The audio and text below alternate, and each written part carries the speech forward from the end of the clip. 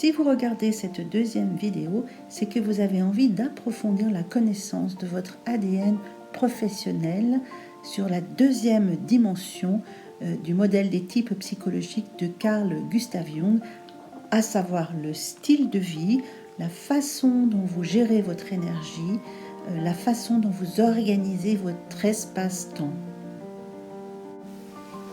Sur cette deuxième dimension, vous avez deux types de préférences, soit les personnes qui préfèrent s'organiser et organiser leur espace-temps à partir de leur capacité de jugement. Le mot jugement est à entendre ici au sens de détermination et non pas au sens de jugement de valeur. Et vous avez de l'autre côté des personnes qui vont préférer s'organiser à partir de leur capacité de perception, c'est-à-dire leur capacité d'accueil de la réalité. Si vous faites partie des personnes qui vous organisez plutôt à partir de vos capacités de jugement, alors vous êtes sans doute le roi de la to-do list. Et non seulement vous faites des to-do list, mais vous allez réaliser point après point tout ce qui est noté dans la to-do list jusqu'au bout. Vous êtes comme cela parce que vous considérez que le temps est une donnée mesurable, quantifiable et que vous aimez avoir le contrôle sur le temps. Donc par exemple, quand vous partez prendre un train, vous allez prévoir l'imprévu, partir une demi-heure avant pour être sûr de bien arriver à temps, au cas où un métro soit en panne ou une voiture ne démarre pas. Et puis vous allez partir, vous allez croiser quelqu'un que vous connaissez, et là vous allez lui dire furtivement, écoute, je suis pressé, j'ai un train à prendre, je te rappelle, et vous allez continuer votre chemin. Voilà, et vous arriverez effectivement une demi-heure avant le départ du train, et pour être bien en sécurité. Si vous faites plutôt partie des personnes qui aiment organiser leur espace-temps à partir de leur perception, alors peut-être ferez-vous des to-do list parce qu'on vous l'a appris dans votre famille ou dans votre entreprise, mais vous vous empresserez de perdre ou d'oublier la to-do list pour vous centrer plutôt sur ce qui surgit dans le moment, dans le réel, et pour saisir les opportunités quand elles se présentent. Si vous êtes comme ça, c'est que vous considérez que le temps n'est pas une donnée mesurable, mais plutôt est un flux continuel que vous pouvez suivre et qui vous permet de découvrir la vie dans toute son originalité. Sans doute que quand vous partez prendre un train, vous ne prévoyez pas l'imprévu, vous partez juste à l'heure. Et si vous rencontrez quelqu'un en route, vous allez vous arrêter 5 minutes, lui demander comment vont ses enfants, comment va son travail, et repartir en courant parce que vous êtes mis en retard pour finalement sauter au dernier moment dans le train juste avant la fermeture des portes. Donc là aussi, vous voyez qu'il y a une profonde altérité entre les personnes qui organisent leur vie à partir de leur capacité de détermination et les personnes qui organisent leur vie à partir de leur capacité de perception du réel dans l'immédiateté de ce qui est donné. Cette altérité va s'exprimer dans le quotidien, par exemple dans les capacités de rangement. Les personnes qui sont plutôt jugement vont avoir un principe de rangement. Quand par exemple elles reviennent des courses et qu'elles mettent les choses dans le frigo, eh bien elles savent qu'il faut mettre la viande et les laitages plutôt en haut parce que le frigo fait plus de froid. Elles vont mettre les boissons plutôt dans la contreporte, les légumes dans l'hydrator, le beurre dans le beurrier. Et voilà, tout a une place et elles respectent la place. Les personnes qui sont plutôt dans la perception, elles, quand elles reviennent un peu dans le rush des courses, elles ouvrent le frigo et elles mettent leurs courses pêle-mêle comme cela vient dans le frigo sans forcément avoir un principe bien défini de rangement. Alors vous voyez tout de suite que dans le quotidien, ça peut poser un certain nombre de problèmes, de conflits, tout simplement parce que les jugements de valeur viennent vite.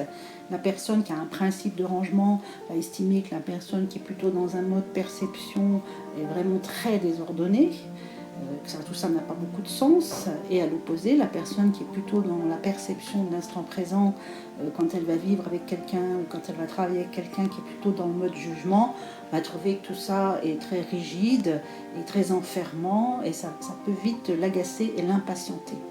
Bien évidemment, ce ne sont que des jugements de valeur, puisqu'il y a de vraies qualités chez les personnes qui sont plutôt dans le mode jugement, et des vraies qualités pour les personnes qui sont plutôt dans le mode perception, et l'idéal étant de pouvoir accueillir la différence pour en faire une complémentarité et une force.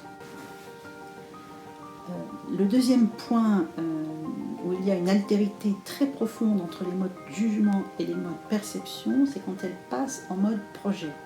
Du côté du mode jugement, ce sont des personnes qui ont besoin de fixer des objectifs précis et de se donner un plan d'action, point après point, pour avancer en contrôlant le processus. Ce sont des personnes qui aiment beaucoup que ça avance, donc elles vont décider tout ce qui a décidé, et leur devise c'est pourquoi remettre au lendemain ce que je peux décider aujourd'hui. À l'opposé, le mode perception est plutôt du genre à fixer une direction, pas forcément un objectif aussi précis, mais à fixer une direction et à laisser en termes de plan d'action les options ouvertes. Ce sont des personnes qui n'aiment pas décider le jour même ce qu'elles peuvent remettre au lendemain, donc qui vont avancer en sachant à peu près où elles vont, mais en restant ouvertes à ce que la réalité peut présenter d'imprévu au quotidien. Alors bien évidemment, sur ce point-là, il peut y avoir des jugements de valeur qui surgissent très spontanément. Le mode jugement trouvant que le mode perception ne sait pas trop où il va, qu'il n'avance pas, qu'il ne prend pas de décision, que ça n'avance pas assez vite. Et le mode de perception va trouver que le mode jugement est beaucoup trop rigide, est beaucoup trop déterminé, et que du coup il manque des opportunités intéressantes qui se présentent parce qu'il est trop centré sur son plan d'action et ses objectifs définis.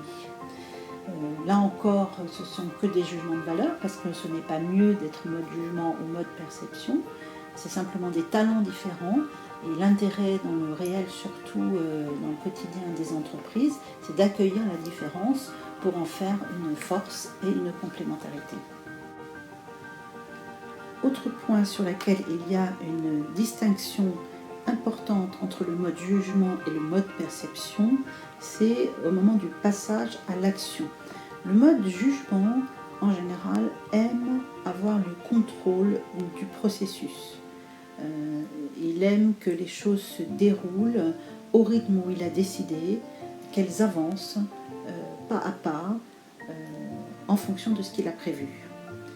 À l'opposé, le mode perception est plutôt dans l'action, quelqu'un qui va se laisser inspirer par le mouvement, suivre le mouvement, se laisser inspirer par les événements, les personnes, les choses qui bougent autour de lui, et avancer en fonction de son environnement, en essayant de maintenir le cap, mais éventuellement en faisant des courbes pour épouser les événements, sans forcément forcer sur le contrôle.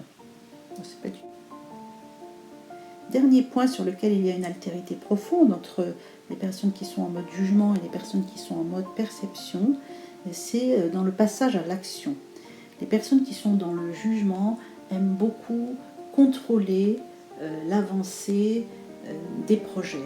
Elles sont plutôt en mode supervision, elles ont la main mise sur les processus et elles aiment bien que les choses avancent au rythme où elles l'ont décidé. Elles laissent peu de part à l'imprévu et à l'ouverture aux événements nouveaux. À l'opposé, les modes perception sont des personnes qui n'aiment pas contrôler les processus, qui ont plutôt tendance à laisser venir, à suivre le mouvement, à se laisser guider au fil des événements, des personnes, des environnements, des changements dans l'environnement. Elles sont prêtes à avancer en zigzag tout en maintenant leur cap, mais elles sont prêtes à tenir compte des changements dans l'environnement pour avancer. Alors bien évidemment, là, il y a un certain nombre de jugements de valeur qui surgissent.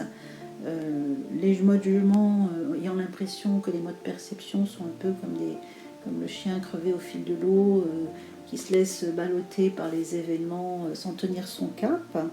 Et les modes de perception ont l'impression que le mode jugement est beaucoup trop contrôlant, beaucoup trop enfermant et pas assez ouvert à la réalité en changement autour de soi. Là aussi, ce ne sont que des jugements de valeur et chacun, dans son ordre, a un talent qu'il est bon de valoriser et d'utiliser en complémentarité les uns avec les autres. Alors pour finir cette description de la deuxième dimension, nous allons voir maintenant les stéréotypes qui peuvent exister entre le mode jugement et le mode perception. Nous en avons déjà souligné quelques-uns tout au long de la présentation. En résumé, le mode jugement va avoir le sentiment que le mode perception est beaucoup trop fouillé, qu'il n'a aucun principe d'ordre dans ses actions, qui se laisse embarquer par les événements sans véritablement tenir son cap. Et à l'opposé, les modes perception vont avoir l'impression que les modes jugement sont beaucoup trop rigides, qu'ils sont crispés sur leurs objectifs, qu'ils sont crispés sur leurs prévisions et qu'ils sont peu enclins à rester ouverts à la réalité en changement perpétuel autour de nous. Alors là, bien évidemment, c'est sur ces stéréotypes qu'il faut travailler pour intégrer les talents complémentaires dans l'harmonie entre les personnes. Voilà, à l'issue de cette seconde vidéo, vous êtes peut-être clair sur votre préférence quant à cette dimension de l'organisation de l'espace-temps. Donc pour ceux qui sont parfaitement clairs pour l'une ou l'autre dimension, vous la notez. Pour ceux qui ne sont pas encore très clairs, essayez de voir quels sont les comportements du mode jugement dans lequel vous vous reconnaissez et les comportements du mode perception dans lequel vous vous reconnaissez. Et l'exercice suivant, qui est un exercice tutoré, devrait vous aider à vous positionner. Pour ceux qui ne sont pas du tout clairs à l'issue du deuxième exercice, vous avez aussi l'entretien final qui vous permettra de réévoquer avec moi vos doutes, vos hésitations, vos confusions éventuelles. Voilà, à très bientôt.